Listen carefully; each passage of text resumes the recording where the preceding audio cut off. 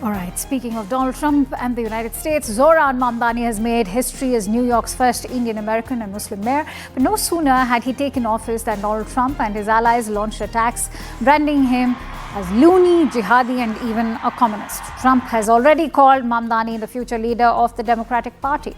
Trump's attacks boost Mamdani's profile but also risk turning governance into a slugfest. After all, Mamdani needs Trump and federal funds as much as Trump needs a working relationship with the man who is at the helm of his own hometown. So from fear to political power, New York has elected its first Muslim and Indian American mayor. But Mamdani's win marks a turning point for a community that turned adversity into strength. We tell you why so.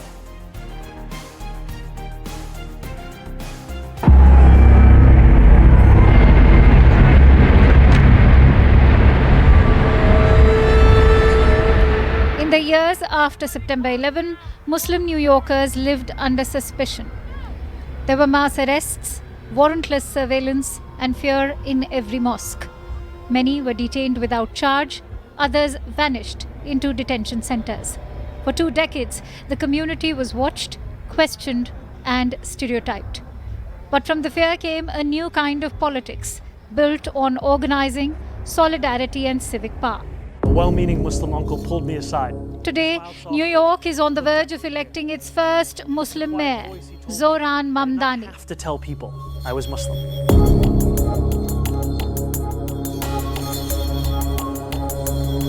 The story didn't start with Mamdani. It began in 2001 when South Asian and Muslim immigrants started mobilizing to defend their rights. Groups like Desis Rising Up and Moving and the Muslim Democratic Club of New York were born in response to police surveillance and hate crimes. They taught communities how to vote, how to file legal complaints, and how to run for office. Over time, those efforts built a new political base. As per reports, by 2025, Muslim voter turnout in New York's mayoral primary had jumped by 60% compared with 2021. The city now has nearly 1 million Muslims, about the same as its Jewish population. Out of them, over 350,000 are registered to vote. Eric Adams dropped out of the mayor's race yesterday. And a lot of Zohran Mamdani's story captures the journey of that community. Born in Uganda to Indian parents, filmmaker Meera Nair and scholar Mahmood Mamdani, he grew up in New York surrounded by stories of migration and identity. He studied Africana Studies at Boudoir College, where activism around Palestine shaped his worldview. He joined local campaigns, volunteered for city council races, and worked with housing and taxi driver unions. By 2020, he was elected to the New York State Assembly from Queens. Just 5 years later, he became the Democratic nominee for mayor, leading a campaign centered on affordability, rent freezes, childcare, and free buses. After 9/11, Muslim New Yorkers faced raids, detentions, and constant surveillance. Activists like Fahad Ahmed from Drum started documenting arrests and connecting families with lawyers. Imams urged people not to cooperate blindly with the FBI. Every crisis built new networks. Those networks became political. By the 2010s, Muslim New Yorkers were demanding representation. Ali Najmi ran for council in 2015. Khadir Al-Yatim, a Palestinian-American pastor, ran in 2017. Both lost, but they built experience, volunteers, and trust. Among those volunteers was Mamdani.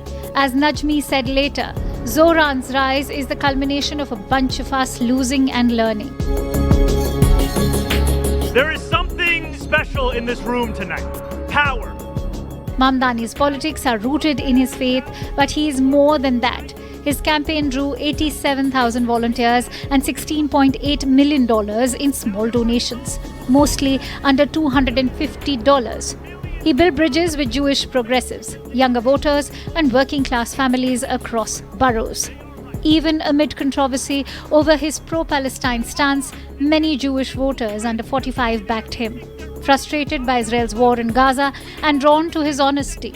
Progressive groups like Jews for Racial and Economic Justice campaigned alongside Muslim activists for him. Mamdani has repeatedly said he's not anti-Zionist, but that he's pro-accountability. He rejects slogans that sound threatening, preferring dialogue and coalition.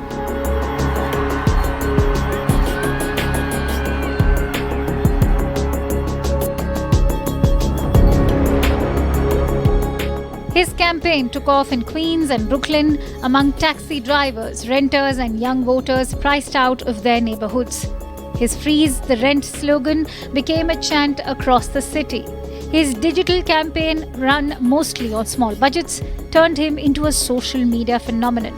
At rallies, the energy felt more like a movement than a campaign. Older voters came because their children told them to. Some younger voters came because they saw someone who looked like them.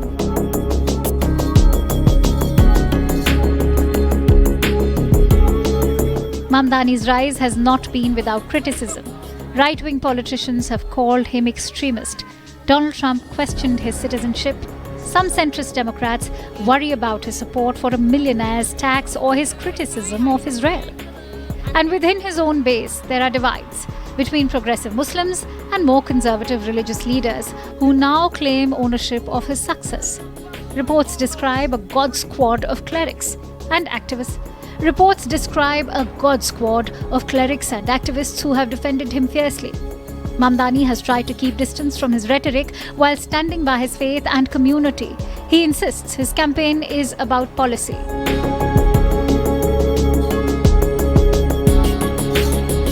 Two decades ago, New York's Muslims were targets of suspicion.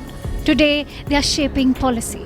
Mamdani's win will mark the first time a Muslim, South Asian and African-born immigrant leading America's largest city.